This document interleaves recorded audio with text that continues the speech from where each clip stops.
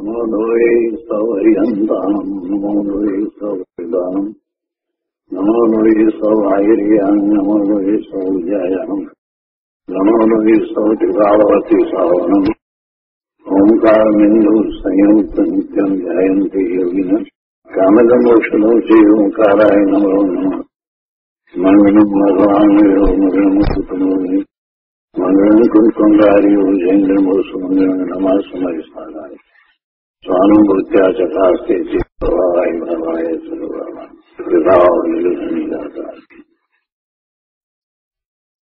નિયમસાર ભગવાન કુંકુંદાચાર્ય રચિત નિયમસાર તથા મુનિવર પદ્મપ્રગમલધારી દેવ રચિત તાત્પર્ય વૃત્તિ ટીકા એનો સ્વાધ્યાય ચાલે છે. એમાં ગાથા 15 પછીથી કળશ 27 નો સ્વાધ્યાય આપણે કરી રહ્યા છીએ. કળશ 27માં મુનિવરે ખૂબ ભાવવાળી વાત કરી કે આ બધા ભાવ છે, બધા વિભાવ ભાવ છે, આ બધી પર્યાય છે. પર્યાયની વાત કરીને સ્વભાવ પર્યાય, વિભાવ પર્યાય આ બધી વાત કરી. તો આ બધું છે તે છતાં પણ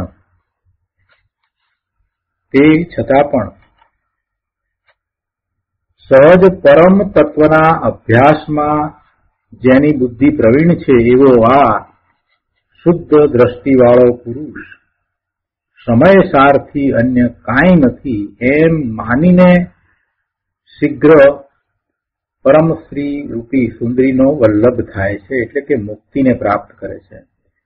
એમાં આપણે સમય સારથી અન્ય કાંઈ નથી એ વાતનો વિસ્તાર કરી રહ્યા છીએ.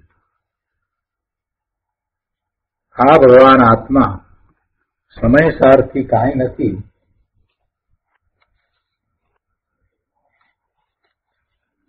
આ ભગવાન આત્મા પોતે સમયસાર છે એવો નિર્ણય કરીને, એવો નિર્ધાર કરીને, એમ જ શ્રદ્ધા કરીને જે પુરુષાર્થ કરે છે એ મુક્તિને પ્રાપ્ત કરે છે.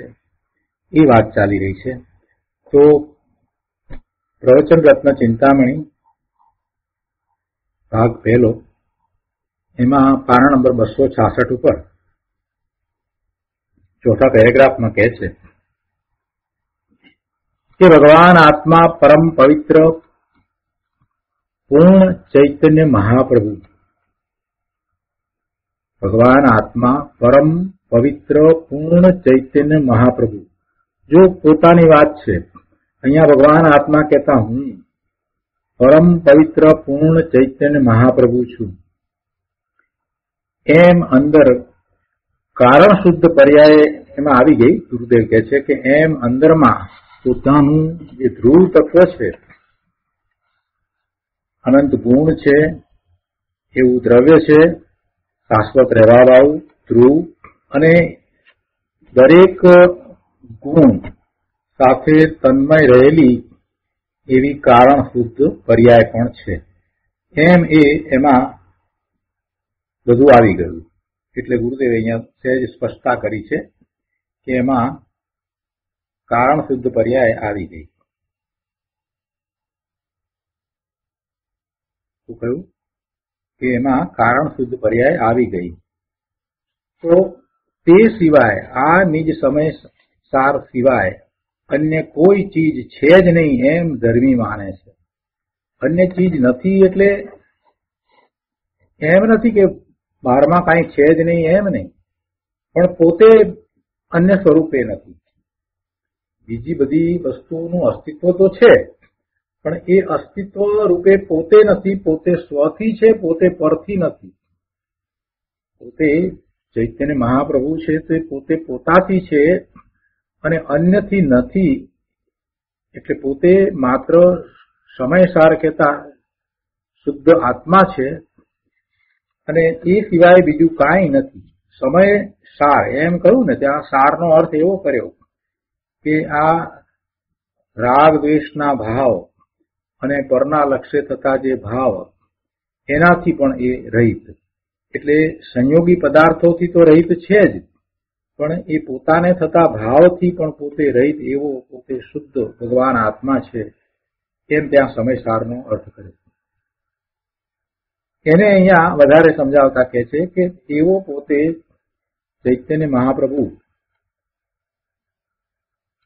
એ નિજ સમયસાર સિવાય અન્ય કોઈ ચીજ છે જ નહીં એમ ધર્મી માને છે. એટલે કે એવી જ ધર્મીને શ્રદ્ધા છે. સમય સારાત ન અન્યત અસ્તિ ઇતિ મત્વા એમ પાઠ છે ત્યાં. સમય સારમાં જ સર્વ વિશુદ્ધ જ્ઞાન અધિકારમાં કળશ 244માં એવી વાત આવી છે કે સમયસારથી ઊંચી કોઈ ચીજ નથી. સમયસાર દ્રવ્યાનો યોગનો સર્વશ્રેષ્ઠ ગ્રંથ એમાં આ વાત આવી છે. અને ત્યાં સમયસાર ગ્રંથની અંદર સમય કહેતા આત્મા શુદ્ધ આત્મા એનાથી બીજી કોઈ ઊંચી ચીજ નથી. એ વાત 244માં કળશમાં અમૃતચંદ્રાચાર્ય ભગવાને કહી છે.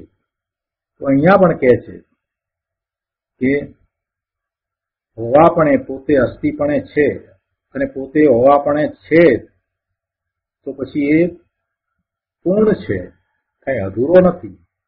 પોતે અસ્થિપણે જો હોય તો પછી એ પૂર્ણ હોય, કઈ અધૂરો હોય નહીં. અને એટલે અહીંયા કહે છે કે અસ્થિપણે જો કોઈ હોય તો તે મારો એક પૂર્ણ ભગવાન સમયસાર જ અસ્થિ છે. જો પોતે પોતાથી અસ્થિપણે છે, પરથી અસ્થિપણે નથી. દરેક દ્રવ્ય સ્વથી પોતાથી છે, પરથી નથી. કોઈ પણ દ્રવ્ય માટે આપણે અનેકાંત કરીએ તો એમ થાય કે પોતે સ્વથી છે અને પરથી નથી. અહીંયા પણ એવું જ અનેકાંત છે કે પોતે પોતાથી અસ્થિપણે છે, પોતે શુદ્ધ ભગવાન આત્મા પોતાથી અસ્થિપણે છે એમ જયારે કહ્યું ત્યારે પછી એમાં એ વાત સાથે આવી ગઈ કે એ પરથી નથી. એટલે પરથી નથી એ અપેક્ષા એમાં લઈએ તો એમ કહેવાય કે બીજું કાંઈ નથી. બીજા કાંઈ પણ પોતે નથી એમ આખું કહેવાને બદલે એમ કહેવાય કે બીજું કાંઈ નથી. બીજું કાંઈ નથી એનો અર્થ આ થાય કે પોતે બીજું કાંઈ નથી. જગતમાં બીજા પદાર્થો રહ્યા તો રહ્યા પણ પોતે એમાંનું કાંઈ નથી. સંયોગી પદાર્થ પણ પોતે નથી. એવા સંયોગી પદાર્થને કારણે થતા જે ભાવ શુદ્ધ કે અશુદ્ધ ભાવ એ પણ પોતે નથી. અરે એક સમયની પર્યાય પણ પોતે નથી. અહીંયા તો એ વાત કરી છે કે છે કે સમયસારથી ઊંચી કોઈ ચીજ નથી. તો કે છે કે હોવાપણે અસ્થિપણે જો કોઈ હોય તો તે મારો એક પૂર્ણ ભગવાન સમયસાર જ અસ્થિ છે. શુદ્ધ દ્રષ્ટિ પુરુષ એમ જાણીને એમ માનીને એમ શ્રદ્ધીને અંતરદ્રષ્ટિ વડે અંતર એકાગ્ર થઈને શીઘ્ર મુક્તિ પામે છે. અંતર એકાગ્ર થવું, અંતરમાં એકાગ્રતા કરવી એ પણ શું છે? એ પણ પર્યાય છે. એવા પરિણામ થાય છે ને તો એ પણ પર્યાય છે અને એ મોક્ષનો માર્ગ છે. એવા નિર્બળ પરિણામ છે તે મોક્ષ માર્ગ છે અને એનું ફળ મોક્ષ છે. મોક્ષ માર્ગનું ફળ મોક્ષ છે એમ કહેવું એ પણ વ્યવહાર છે. પોતે પૂર્ણપણે એકાગ્રતા કરે છે, અભૂતપૂર્વ એકાગ્રતા કરે છે કે ભૂતકાળમાં એવી ક્યારેય એકાગ્રતા નથી થઈ એવી એકાગ્રતા સ્વરૂપને વિશે કરે છે તો એને પૂર્ણ દશાની પ્રાપ્તિ થાય છે અને એમ એને મોક્ષના પરિણામ થાય છે. મોક્ષના પરિણામ એ પણ પરિણામ છે, એ પણ દશા છે.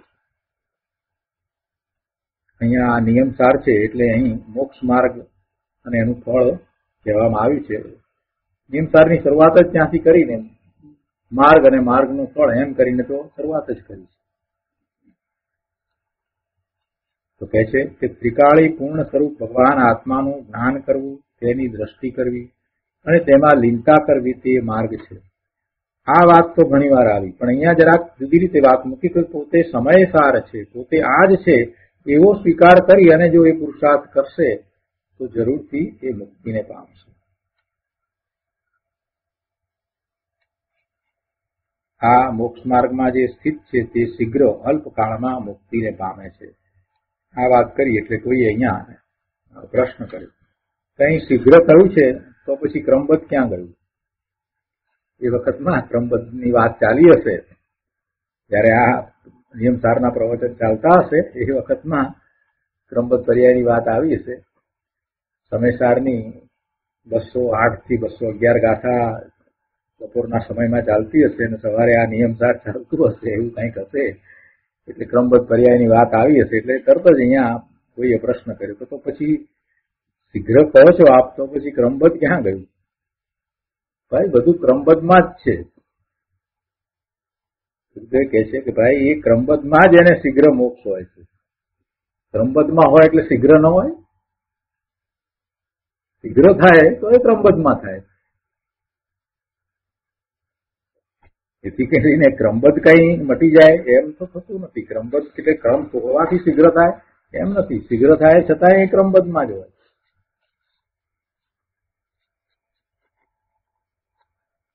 આપણે જોઈએ છીએ ને કે ટ્રેન જતી હોય તો લોકલ ટ્રેન જતી હોય એ અમદાવાદ થી બોમ્બે જતી હોય તો 12 કલાક લેતી હોય અને એને એટલા જ સ્ટેશન વચમાં આવે.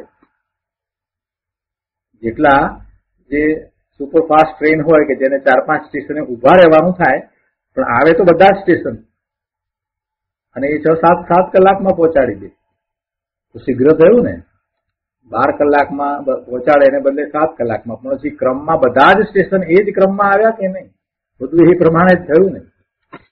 ગતિ વધારે પણ છે તો ક્રમમાં જ ને. તો એમ અહીંયા ક્રમબદ્ધમાં જ છે.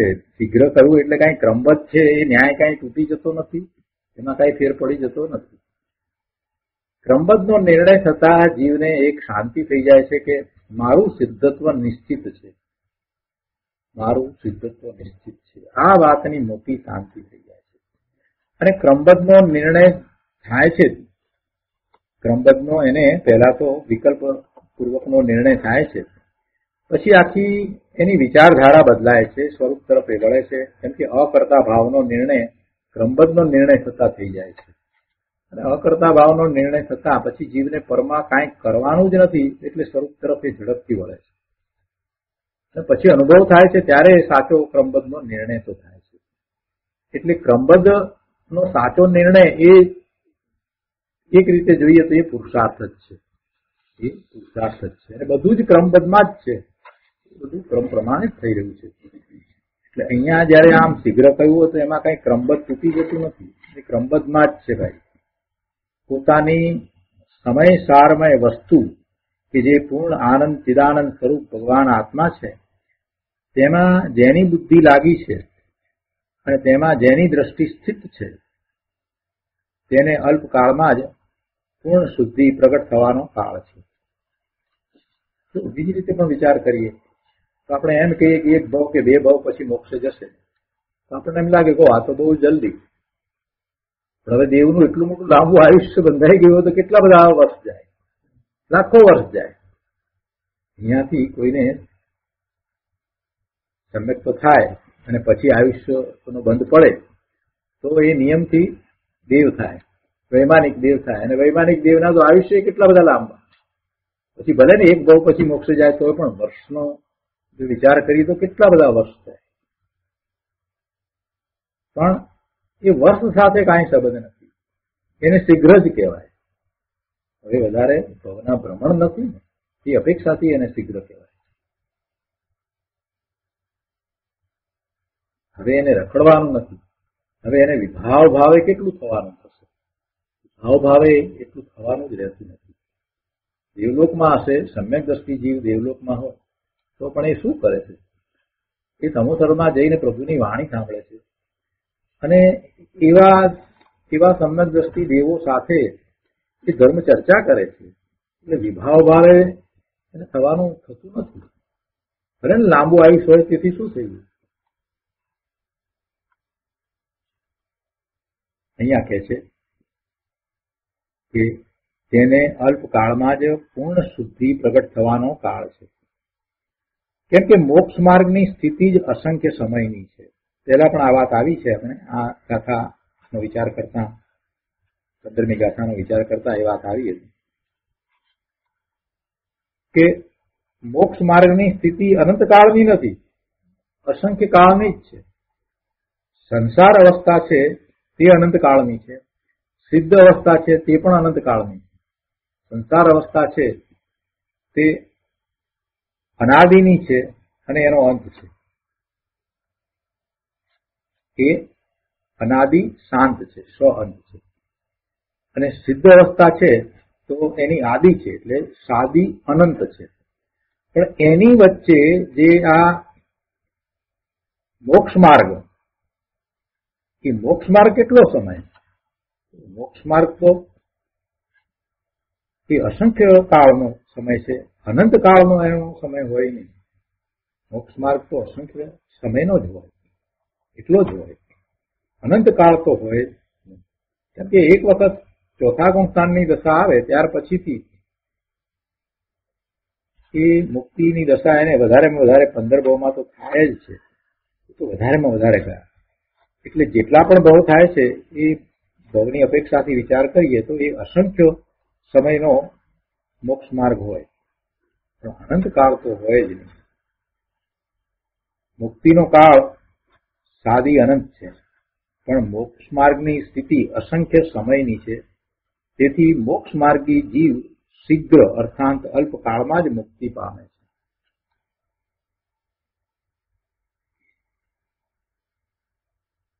આગળ અહીંયા 267 પાના પર કહે છે કે વિતરાગ સર્વજ્ઞ પરમેશ્વર વસ્તુ સ્વરૂપના પૂર્ણ જાણનાર છે, અને તેમણે કહેલો આ માર્ગ, આ રીત છે, આ ધોરી માર્ગ છે, રાજમાર્ગ છે. એ માર્ગે અનંત જીવો મોક્ષે ગયા છે. અને એમ મોક્ષ માર્ગમાં જે છે એ અસંખ્ય સમયમાં મુક્તિ પામવાના જ છે, અને એ પણ ક્રમબદ્ધ. એક પણ પર્યાય એમાં આગી પાછી થતી નથી.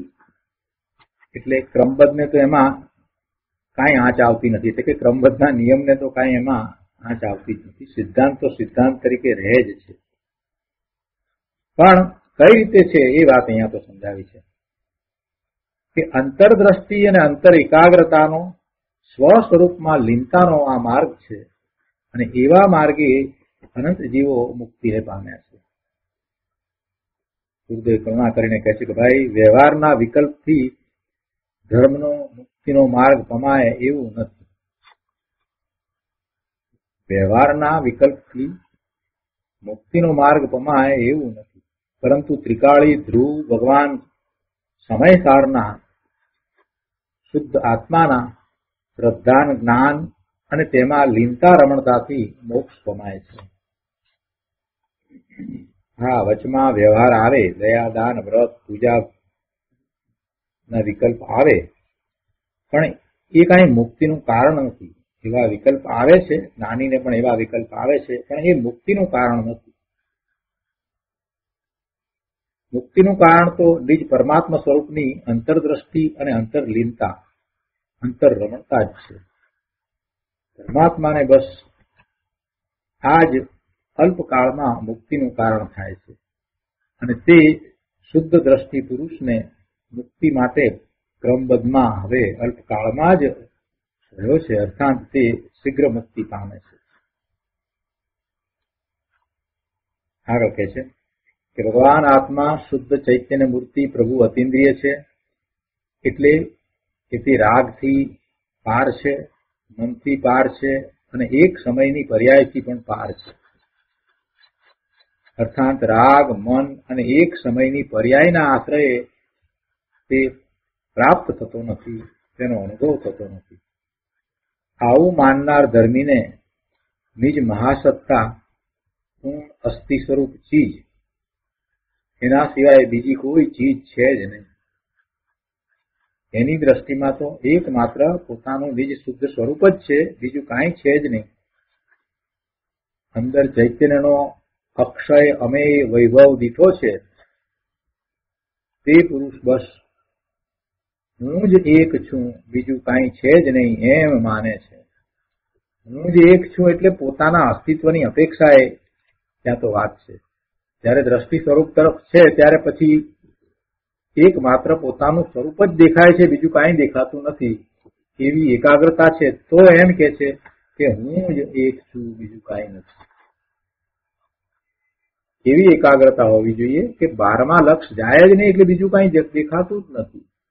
અને પોતાના અસ્તિત્વ રૂપે તો બીજું કાંઈ એને છે જ નહીં, એવું તો એને શ્રદ્ધામાં પણ નથી કે પોતાનું અસ્તિત્વ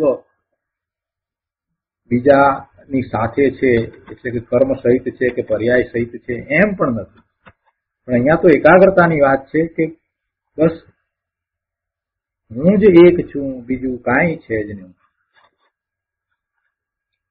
એક આ વાત ઉપરથી એક ઉદાહરણ યાદ આવે છે કે મહાભારતમાં એવી વાત આવે છે કે ગુરુ દ્રોણાચાર્ય ધનુર્વિદ્યા શીખવાડતા હતા અને પછી બધાની 5 પાંડવો અને 100 કૌરવોની પરીક્ષા લીધી. તો વૃક્ષ ઉપર એક પક્ષી રાખ્યું એમણે, અને પછી બધાને કહ્યું કે હવે તમે એક પછી એક બધાને બોલાવ્યા, અને પક્ષીની આંખને વિંધવાની વાત હતી. તો બધાને પછી પૂછ્યું કે તને શું દેખાય છે? તો બધાએ જુદા જુદા જવાબ આપ્યા. કોઈ એમ કહ્યું મને વૃક્ષ પણ દેખાય છે, પક્ષી પણ દેખાય છે, કોઈ આ છે. એટલે બધાને તો ના પાડી દીધી. અર્જુનને જયારે પૂછવામાં આવ્યું ત્યારે અર્જુને એમ કહ્યું કે મને પક્ષી દેખાય છે, અને પછી તેમ કહ્યું કે મને તો પક્ષીની આંખ સિવાય બીજું કાંઈ દેખાતું નથી, મને માત્ર પક્ષીની આંખ જ દેખાય છે. ત્યારે એ વખતે દ્રોણાચાર્ય કહ્યું કે આ તો તું બાણ ચલાવ. ત્યારે એને એમ કહેવામાં આવ્યું. એટલે કહેવાનો આશય એ છે કે કેવી એકાગ્રતા, માત્ર આજુબાજુમાં બીજું બધું હોવા છતાં એને પક્ષીની આંખ જ દેખાય છે, કેટલી બધી એકાગ્રતા હતી. એ વાતને અહીંયા લાગુ પાડીએ તો આપણને ખ્યાલ આવે છે કે જેને માત્ર પોતાનું સ્વરૂપ જ દેખાય છે, બીજું કાંઈ દેખાતું નથી, એટલે એ એમ કે છે કે બસ હું જ એક છું, બીજું કાંઈ છે જ નહીં. આ કેવી એકાગ્રતા છે! આવી એકાગ્રતા થાય ત્યારે કામ થાય છે. જગતના બધા પદાર્થો પ્રત્યેની રુચિ ઉડી જાય, બીજે ક્યાંય કોઈ જગ્યાએ મન ભટકતું નથી, એવી દશા થવી એ તો બહુ મોટા પુરુષાર્થનું કામ છે પ્રભુ. એ કોઈ નાનો પુરુષાર્થ નથી. સ્વાધ્યાય કરીએ એટલી વાત જુદી હોય, રસવીની વાત જુદી હોય, આવું કાંઈ હોય નહીં. એક માત્ર પોતાનું સ્વરૂપ એની જ લગ્ની લાગી હોય. વેંસલીબેને પણ એ જ વાત કરી છે ને, બસ એક જ વાત, બીજું કાંઈ છે જ નહીં, ત્યારે સ્વરૂપનો અનુભવ થાય છે. એના પછીના પેરેગ્રાફમાં અહીંયા કહે છે, શુદ્ધ દ્રષ્ટિની વાત કરતા કહે છે કે એવો શુદ્ધ દ્રષ્ટિ પુરુષ શીઘ્ર પરમ સ્ત્રી રૂપી સુંદરીનો વલ્લભ થાય છે. પરમ સ્ત્રી એટલે પરમ વત્તા સ્ત્રી એટલે કેવળ જ્ઞાન રૂપી લક્ષ્મી, કેવળ જ્ઞાન રૂપી લક્ષ્મી, અને એવી જે સુંદરી તે પરમ શ્રી રૂપી સુંદરી. તો સુંદર એવા અનંત ચતુષ્ટય તે રૂપી સુંદરીનો તે વલ્લભ થાય છે, એટલે કે તેને પરમાત્મ દશાની પ્રાપ્તિ થાય છે. તો આપણે આ રીતે આ કળશ 27મો પૂરો કરીએ છીએ. હવે કળશ 27 પછીથી ગાથા 16 અને 17 બે ગાથા સાથે આવે છે. તો આજે આપણે એ બે ગાથા લઈએ છીએ.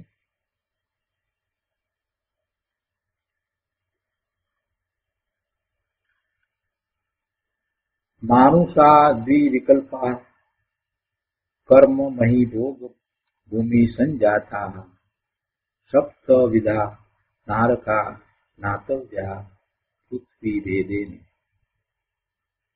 ચતુર્દશ ભેદા ગણિતાસ્તિ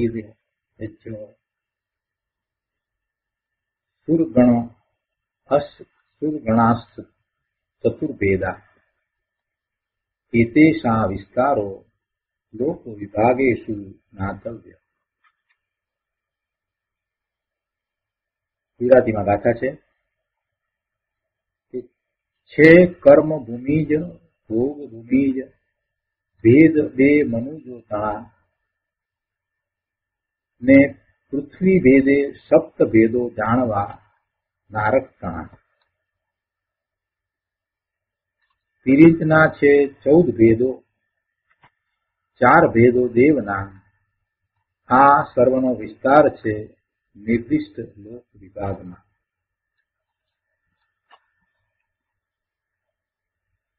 ગાથાના અર્થમાં અહીંયા કહે છે કે માનુષા દ્વિવિકલ્પા, એટલે મનુષ્યોના બે ભેદ છે. કર્મમહી ભોગ ભૂમિ સંજાતા, કર્મભૂમિમાં જન્મેલા અને ભોગ ભૂમિમાં જન્મેલા એમ મનુષ્યોના બે ભેદ છે. આગળ કહે છે કે પૃથ્વી ભેદેન નારકા, પૃથ્વીના ભેદથી નારકો ના ભેદ છે. કેટલા ભેદ છે? તો કે સપ્ત વિધા નાતવ્યા.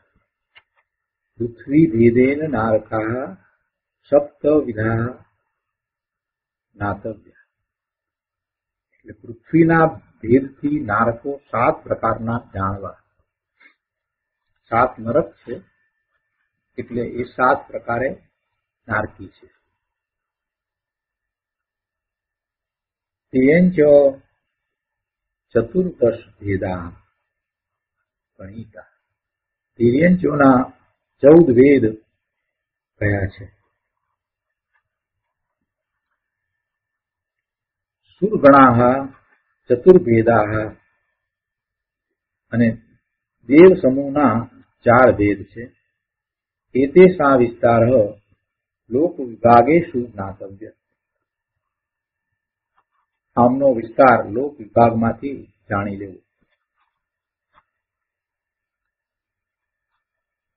15મી ગાથામાં પર્યાયની વાત કરીને તો એના અનુસંધાનમાં આ 16મી અને 17મી ગાથા છે, અને એમાં પણ આ બધી પર્યાયની જ વાત છે.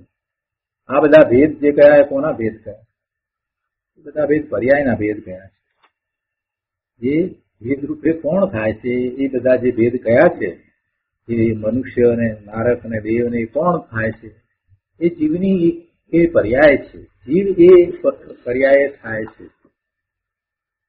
આપણે જ્ઞાન કરીએ છીએ ત્યારે એ વિચાર નથી કરતા કે આ બધા ભેદ છે ને આ બધા જીવો છે ને એમ બધો વિચાર કરીએ છીએ, પણ એમ નથી વિચાર કરતા કે આ આત્માની દશા છે ને આ દશામાં હું પણ જઈ આવ્યો છું, એવો વિચાર નથી થતો.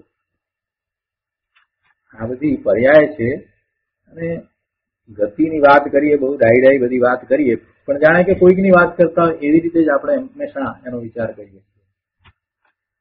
પણ એ ગતિ કોની છે એ જગ્યાએ આપણે આત્મા મૂકીએ છીએ ને કે આ આત્માની ગતિ છે, અને પછી એ જગ્યાએ આપણે એમ મૂકીએ કે એ ગતિમાં હું પણ જઈ આવ્યો છું, તો ગંભીરતા સમજાય છે. ટીકામાં તો મુનિવરે એ વાત સમજાવી છે, અને ગુરુદેવે એ ગર્ભિત વાતને બહાર પણ કાઢી છે. ટીકામાં કહે છે કે આ 4 ગતિના સ્વરૂપ નિરૂપણ રૂપ કથન છે. આ 4 ગતિના સ્વરૂપ નિરૂપણ રૂપ કથન છે. 4 ગતિનું સ્વરૂપ અહીંયા દર્શાવવામાં આવ્યું છે. પણ એ ગતિ કોની છે? એ ગતિ જીવની છે, અને એ ગતિ કઈ શાશ્વત નથી. એ ગતિ કઈ શાશ્વત નથી. પંચમ ગતિ છે તે જ શાશ્વત ગતિ છે. એ પછી એક વખત થયા પછીથી જતી નથી. સિદ્ધની ગતિ એ પંચમ ગતિ. આ 4 ગતિ જે કઈ એનાથી જુદો ભગવાન આત્મા છે. અહીંયા કહે છે મનુના સંતાન તે મનુષ્યો છે. એની સ્પષ્ટતા કરી છે.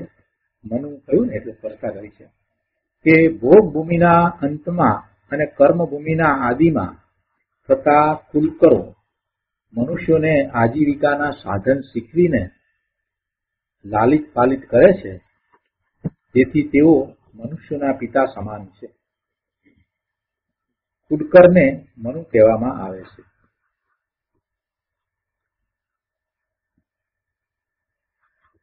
કે મનુના સંતાન તે મનુષ્યો છે તેઓ 2 પ્રકારના છે, કર્મભૂમિજ અને ભોગભૂમિ. એટલે કર્મભૂમિના અને ભોગભૂમિના. કર્મભૂમિમાં જન્મે અને ભોગભૂમિમાં જન્મે.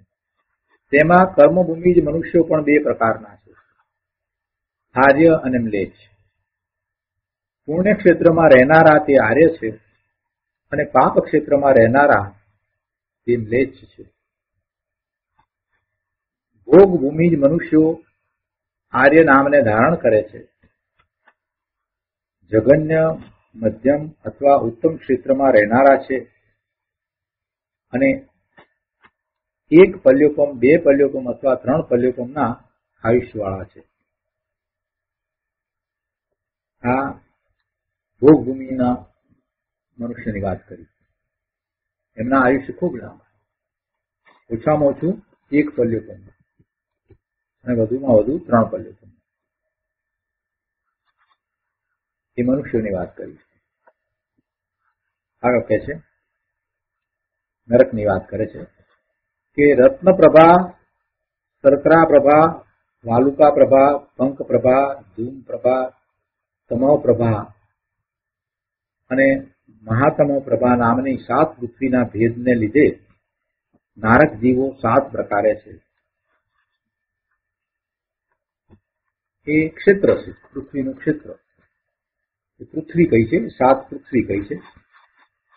આ 14 રાજલોક છે ને, એમાં મધ્યલોક, પછી અધોલોક, અને અધોલોકમાં આ નરક છે. તો એ નરક સૌથી નીચે જે છે એ 7મી નરક છે, અને એ 7 નામ છે. પહેલી નરકના નારકો 1 સાગરોપમના આયુષ્યવાળા છે, એટલે એમનું વધુમાં વધુ 1 સાગરોપમનું આયુષ્ય. બીજી નરકના નારકો 3 સાગરોપમના આયુષ્યવાળા છે. ત્રીજી નરકના નારકો 7 સાગરોપમના આયુષ્યવાળા છે. ચોથી નરકના નારકો 10 સાગરોપમ, 5મી નરકના 17 સાગરોપમ, 6ઠ્ઠી નરકના 22 સાગરોપમ અને 7મી નરકના નારકો 33 સાગરોપમના આયુષ્યવાળા છે.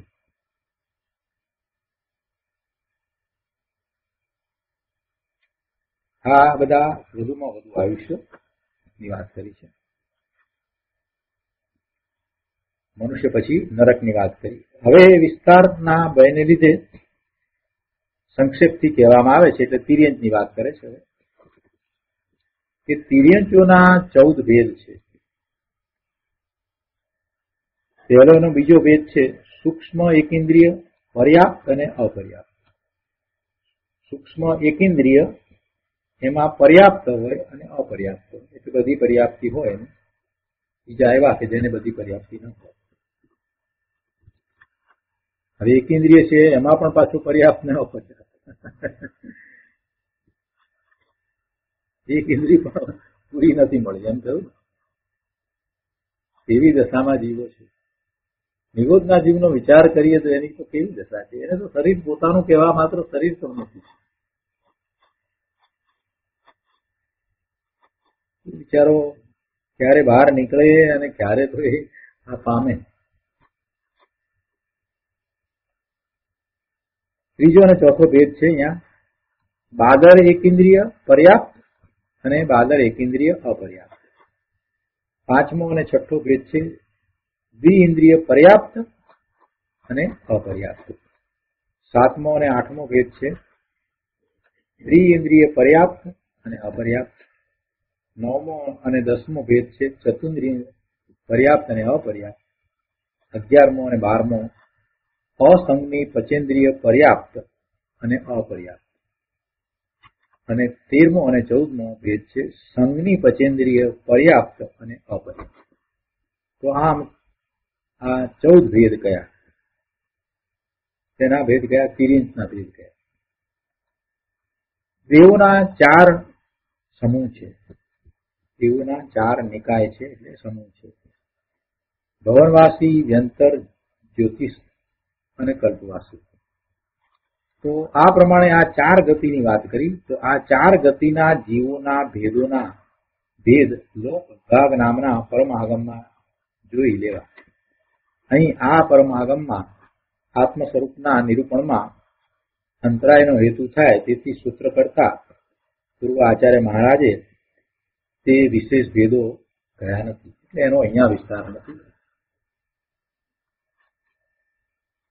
પણ આનું ઘણું વર્ણન આગમમાં આપણને મળે છે, ત્યાંથી એ બધું વાંચી શકીએ અને એ વિશે વધારે જાણવું હોય તો આપણે જાણી શકીએ.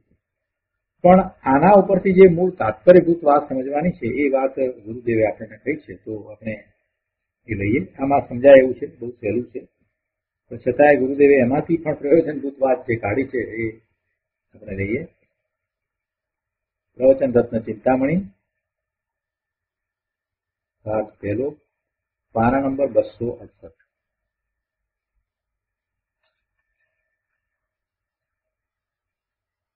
હવે અહીંયા શું કહેવું છે? ગુરુદેવ કહે છે કે હવે ગાથાઓ દ્વારા શું કહે છે?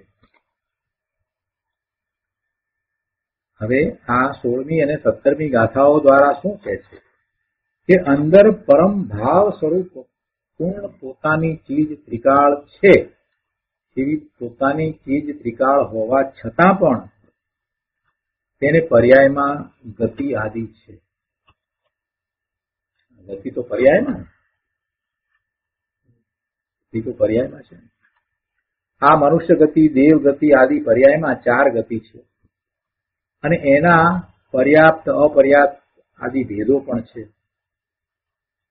અને પછી એ તો પછી કળશમાં મુનિરાજ કહે છે કે આવી ગતિ આદિ હો, અર્થાત આવી ગતિ આદિમાં હું ગમે ત્યાં હોઉં તો પણ હે પ્રભુ, હું તો આપના ચરણ કમળની ભક્તિમાં સદા તત્પર રહું, એવો મારો ભાવ છે. એ વાત પછી કળશમાં આવશે. ગતિની વાત કરી અને પછી મુનિરાજ તો પછી એવી વાત કરવાના છે.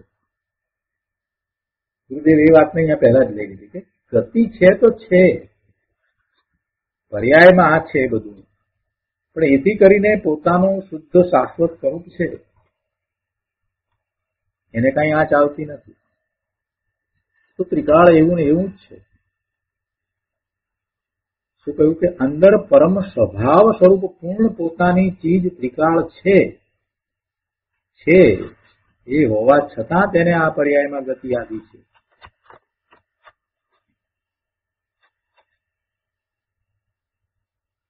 આગળના પેરેગ્રાફમાં કહે છે તો ભલે વસ્તુમાં ન હો, પણ જ્યાં સુધી સંસાર છે ત્યાં સુધી એની પર્યાયમાં આવી 4 ગતિઓ છે, એમ ભગવાને વર્ણવ્યું છે. ભગવાનના જ્ઞાનમાં આ વાત આવી છે, અને એ વાત અહીંયા લેવામાં આવી છે. કેમ કે પર્યાયની વાત ચાલે છે ને, એટલે પર્યાયમાં પછી આ ગતિ પણ છે એ વાત પણ આવે છે. અહીંયા 4 ગતિથી રહિત મુક્તિ પર્યાયની પ્રાપ્તિ બતાવવી છે. પરંતુ જ્યાં સુધી એવી પર્યાયની પ્રાપ્તિ નથી ત્યાં સુધી પર્યાયમાં ગતિ આદિ છે એમ કહે છે. પરંતુ તે ગતિ આદિ ધર્મી જીવને હેય છે.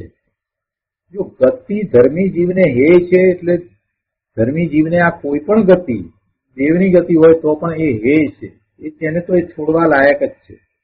એને તો આ 4માંની એક પણ ગતિ આદરણીય નથી, એક પણ ગતિમાં એને રુચિ નથી, એક પણ ગતિ એને આશ્રય કરવા લાયક લાગતી નથી. એ બધી ગતિ એને તો હેય છે, છોડવા લાયક છે, એમ જ એની તો દ્રષ્ટિ છે, એવી એની શ્રદ્ધા છે. ધર્મીને ગતિની ભાવના નથી. આ 4 ગતિ છે તો એમાંની એક પણ ગતિની ભાવના ધર્મી જીવને હોય નહીં. એને તો પંચમ ગતિની જ ભાવના છે, પોતાનું પૂર્ણ શુદ્ધ સ્વરૂપ ત્રિકાળ જેવું છે તેવું, અવ્યાબાદ આનંદ સ્વરૂપ, સુખ સ્વરૂપ, જેને પરની અપેક્ષા નથી, શરીરની ઇન્દ્રિયોની પણ અપેક્ષા નથી, એવું પોતાનું શુદ્ધ સ્વરૂપ, એવી એ પર્યાય જેને આપણે પંચમ ગતિ કહીએ, સિદ્ધની ગતિ કહીએ, બસ એની ભાવના છે, એ સિવાય બીજી કોઈ ગતિની ભાવના નથી.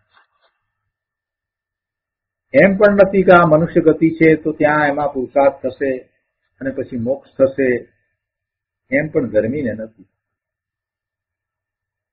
તેમજ દેવ ગતિ થશે તો ત્યાંથી ભગવાનના સમોસરણમાં જવાશે અને ભગવાનની વાણી સાંભળવા મળશે ને સંકિત કમાશે ને, એમ પણ નથી.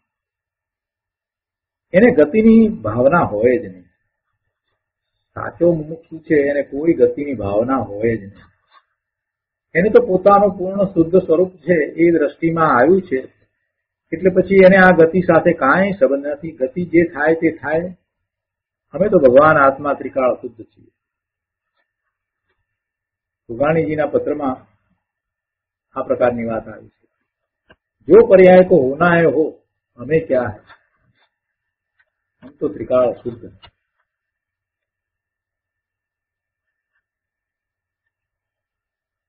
દેવ ગતિ આદિ પર્યાયમાં હોય છે, પણ ધર્મીને તો ગતિ માત્ર હેય છે. જ્યાં ભગવાનની ભક્તિનો ભાવ પણ હેય છે. પરના લક્ષ્ય થતો એ શુભ ભાવ છે ને, તો એ શુભ ભાવ પણ છોડવા લાયક છે. અને શુભ ભાવને છોડીને પોતાના સ્વરૂપને વિશે સ્થિરતા કરવાનો ભાવ છે, તો પછી આ ગતિની તો ભાવના એને ક્યાંથી હોય? મનુષ્ય ગતિની વાત લીધી છે, ગુરુદેવ એને અહીંયા સમજાવે છે. મનુના સંતાન તે મનુષ્યો છે એમ વાત આવી ને. ગુરુદેવ અહીંયા કહે છે કે મનુ એટલે કુલકર. અન્ય મતમાં મનુ સ્મૃતિ આવે છે, એ વાત અહીંયા નથી. મનુનો અર્થ અહીંયા છે કે મનુ એટલે કુલકર, અને તેના સંતાનને મનુષ્યો કહેવામાં આવે છે. અને એનો ખુલાસો ફૂટનોટમાં આવી ગયો કે ભોગ ભૂમિના અંતમાં અને કર્મ ભૂમિના આદિમાં થતા કુલકરો મનુષ્યોને આજીવિકાના સાધન શીખવીને લાલિત પાલિત કરે છે. તેથી તેઓ મનુષ્યના પિતા સમાન છે. કુલકરને મનુ કહેવામાં આવે છે. આ ફૂટનોટમાં વાત આવી. તો આમ મનુષ્યો મનુના સંતાન કહેવાય છે. નાભી રાજા કુલકર અર્થાત મનુ હતા. તેમનાથી આ પછી શરૂઆત થઈ અહીંયા જે કર્મભૂમિ તો કહે છે કે એ નાભી રાજા કુલકર અર્થાત મનુ હતા. આજીવિકાના સાધન બનાવી મનુષ્યોનું લાલન પાલન કરવાને કારણે મનુષ્યો તેમના સંતાન કહેવાય છે. આ બધા વ્યવહારના એના કથન છે. વધારે એનો બધો વિસ્તાર જાણવો હોય તો આગમમાંથી એ આપણને મળે છે. અહીંયા આપણને એનું પ્રયોજન નથી. અહીંયા તો આપણે પર્યાયની વાત કરી રહ્યા છીએ ને. પર્યાયમાં આ ગતિ છે ને, એ કોઈ પણ ગતિ વિનાનો ભગવાન આત્મા ત્રિકાળ શુદ્ધ જ છે. એ વાતને અહીંયા તો પકડવાની છે. તો મનુષ્યની વાત કરતા કહે છે કે તેઓ બે પ્રકારના છે, કર્મભૂમિજ અને ભોગભૂમિજ. તેમાં કર્મભૂમિજ મનુષ્યો પણ બે પ્રકારના છે, આર્ય અને મ્લેચ્છ. પુણ્ય ક્ષેત્રમાં રહેનારા તે આર્ય છે અને પાપ ક્ષેત્રમાં રહેનારા તે મ્લેચ્છ છે. પુણ્ય ક્ષેત્રમાં રહેનારા તે આર્ય છે, છતાં તે પુણ્ય ક્ષેત્ર અને આર્યપણું એ પણ કઈ ઉપાદેય નથી, એ આદરણીય નથી, એ પણ હેય છે. પુણ્ય ક્ષેત્ર અને આર્યપણું છે એ હેય છે, એમ અહીંયા બતાવવું છે. અહીંયા પૂર્ણ ક્ષેત્રનો મહિમા નથી બતાવવો, પણ એ પૂર્ણ ક્ષેત્ર અને આર્યપણું હેય છે એમ બતાવવા માટે અહીંયા વાત લીધી છે કે આ બધી ગતિ અને આ બધા જે ક્ષેત્ર છે એ જ્ઞાનીને તો હેય છે, એટલે કે છોડવા લાયક જ છે. એને કોઈની અંદર રુચિ નથી, કોઈ એને આદરણીય નથી, કોઈ આશ્રય કરવા લાયક નથી. પાપ ક્ષેત્રમાં રહેનારા મ્લેચ્છ છે. મ્લેચ્છના 5 ખંડ છે ને, તે બધા પાપ ક્ષેત્ર છે, હેય છે. ભોગભૂમિ જ મનુષ્યો આર્ય નામને ધારણ કરે છે. એમના જગન્ય, મધ્યમ અથવા ઉત્તમ એમના આયુષ્યો, જગન્ય, મધ્યમ અને ઉત્તમ આયુષ્ય એક પલ્યુપમ, 2 પલ્યુપમ, 3 પલ્યુપમમાં છે. એ ઉત્તમ ક્ષેત્રમાં રહેનારા છે. હવે એક વાત અહીંયા સ્પષ્ટ કરી છે ગુરુદેવે 269 પાના પર કે જુઓ, ભોગ ભૂમિના મનુષ્ય એટલે જુગલિયા, તેઓ આર્ય છે. જુગલિયાના જગન્ય, મધ્યમ અને ઉત્તમ એવા 3 પ્રકારના ક્ષેત્ર છે. એવા ક્ષેત્રો પણ 3 પ્રકારના છે અને આયુષ્ય પણ એ પ્રમાણે જગન્ય, મધ્યમ અને ઉત્તમ આયુષ્ય પણ એ રીતે છે. દેવકુરુ, ઉત્તરુકુરુ આદિ જેટલા જુગલિયાના ક્ષેત્ર છે તે બધા આર્ય ક્ષેત્ર, પૂર્ણ ક્ષેત્ર છે. જગન્યમાં 1 પલ્યુપમની આયુષ્યની સ્થિતિ છે, મધ્યમમાં 2 પલ્યુપમની સ્થિતિ છે અને ઉત્તમમાં 3 પલ્યુપમની સ્થિતિ છે. ગુરુદેવ કહે છે કે આ બધું જે છે એ બધું બહારમાં એ પર્યાયમાં છે, અંદરમાં નથી. ભગવાન આત્મા તો ત્રિકાળ શુદ્ધ જ છે, એ જુગલિયામાં હોય તો પણ એમ છે, દેવમાં હોય તો પણ એમ છે, મનુષ્યમાં કે તિર્યંતમાં હોય તો પણ એમ છે. આ તો બધું બહારમાં પર્યાયમાં છે. તારા સ્વભાવમાં એ નથી, તારા સ્વભાવમાં એ નથી. અને વળી આવું હો તો પણ ધર્મીને સ્વભાવની દ્રષ્ટિમાં એ કાંઈ નથી. આવું પુણ્યનું ક્ષેત્ર હો, એવું ઉત્તમ ક્ષેત્ર હોત તો પણ જ્ઞાની ધર્મીને પોતાના સ્વભાવની દ્રષ્ટિમાં એ કાંઈ નથી. પોતાના સ્વભાવની દ્રષ્ટિ જેને થઈ છે એને એ બધું કાંઈ છે જ નહીં. અભાવ કરીને નથી એમ નહીં, પણ એને ગૌણ થઈ જાય છે, એને સહજ રીતે એ ગૌણ થઈ જાય છે. અહીંયા આ વાત બતાવી છે. આ જીવ અધિકાર છે ને, તો જીવની પર્યાયમાં આવું હોય છે, અને તે હોય છે છતાં પણ જ્ઞાની ધર્મીને એ કાંઈ ઉપાદેય નથી, એ બધું હેય છે એમ બતાવે. હવે 7 પ્રકારે નરક છે એની વાત કરતા કહે છે કે રત્નપ્રભા એ પહેલી નરકનું નામ છે. સરકરા પ્રભા બીજી નરક, સરકરા એટલે પથરા, કાંકરા ત્યાં છે. વાલુકા પ્રભા ત્રીજી નરક છે, ત્યાં રેતી છે. પંક પ્રભા ચોથી નરક છે, ત્યાં કાદવ છે. ધૂમ પ્રભા 5મી નરક, ત્યાં ધુમાડો છે. તમોહ પ્રભા 6ઠ્ઠી નરક, ત્યાં અંધકાર છે. અને મહાતમોહ પ્રભા 7મી નરક, ત્યાં મહા અંધકાર છે. આવા નામની 7 પૃથ્વી છે, અને આ 7 પૃથ્વીના ભેદે એ 7 નરકના સ્થાન છે. એટલે કહે છે કે આવા નામની 7 પૃથ્વીના ભેદને લીધે નારક જીવો 7 પ્રકારે છે. નારકી 7 પ્રકારે છે એમ કહી અને નરક ગતિ પણ સિદ્ધ કરી, એટલે કે નરક ગતિ છે એમ જણાવ્યું. પર્યાયમાં આ બધું છે એમ અહીંયા કેવું છે. એટલે કે એવા પાપ જેને કર્યા છે, તીવ્ર પાપ ના ઉદય જેને વર્તે છે, તો પછી તીવ્ર પાપના ઉદયો, પાપના ઉદય હોય તો પછી એનું ફળ જ્યાં ભોગવી શકાય તેવા સ્થાનો પણ હોય. તો એક ન્યાય છે, સમજવા જેવો ન્યાય છે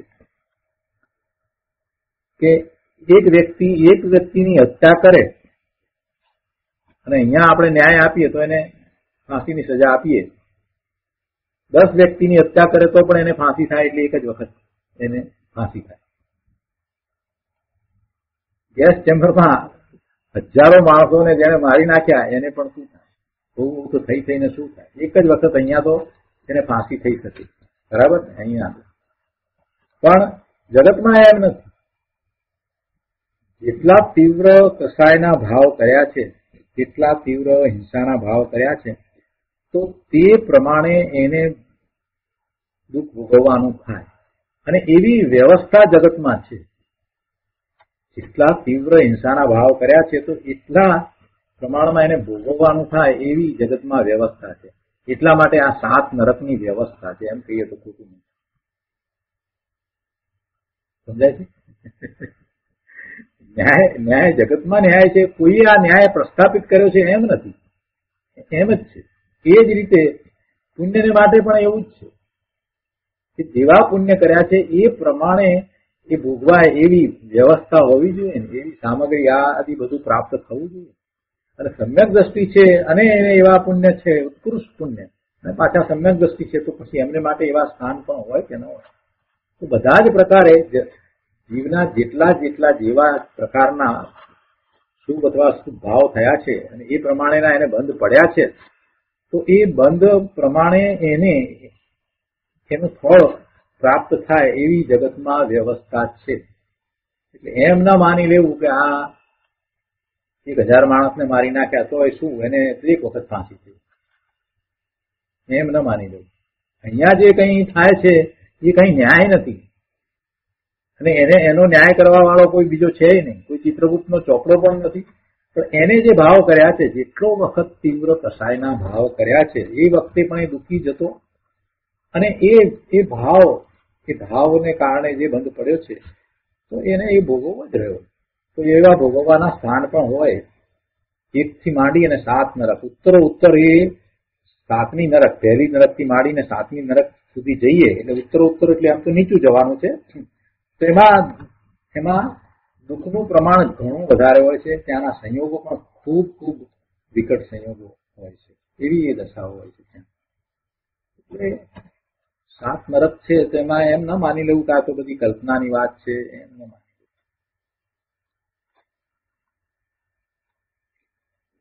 અહીંયા કહે છે કે પહેલી નરકના નારકો એક સાગરોપમના આયુષ્યવાળા છે.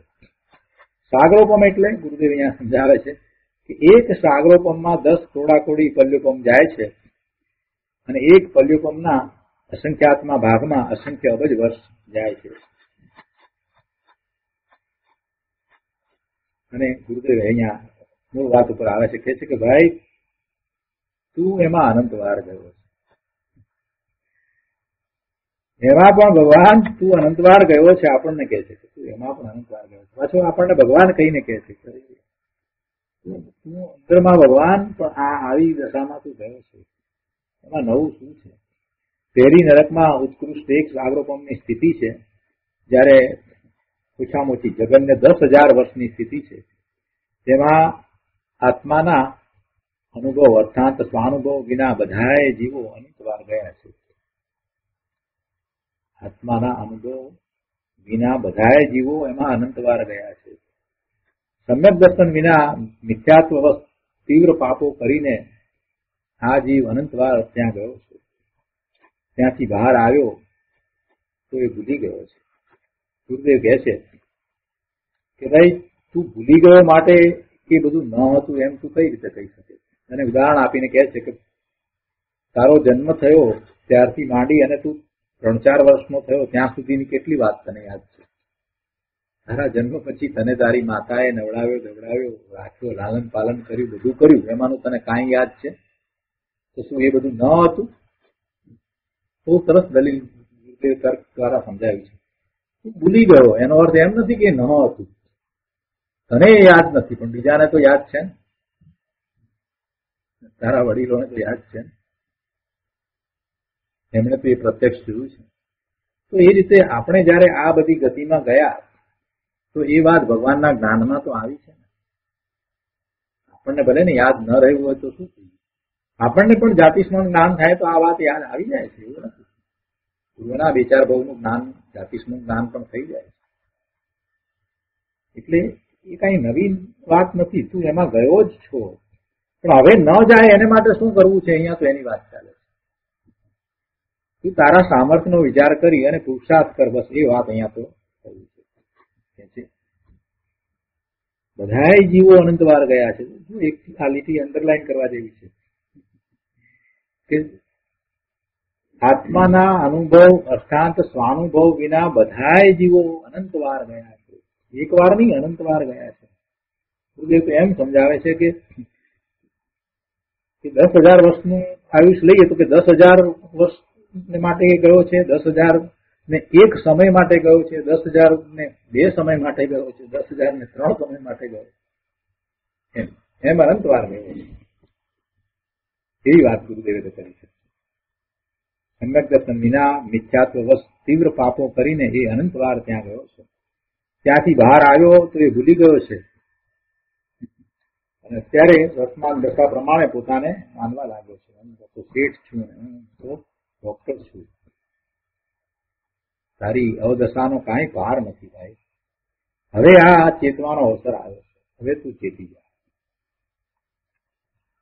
એ પહેલી નરકના આયુષની વાત કરી અને પછી બીજી બધી નરકના આયુષની અહીંયા વાત કરી છે. એમાં પછી એક બહુ સરસ ઉદાહરણ લીધું છે ડોક્ટર ચક્રવર્તીનું, અને એ દ્વારા એક ન્યાય સમજાયો છે. તો એ વાત આપણે આવતા સાથે એમાં લઈશું. એ ન્યાય સરસ રીતે સમજાયો છે. એ દ્વારા એક અપેક્ષાએ આપણને જાગૃતિ આવી જાય એવી વાત છે. તો આવતી વખતે લઈશું. આજનો સ્વાધ્યાય અહીંયા સુધી રાખીએ છીએ. હવે સુખધામ બોલીએ.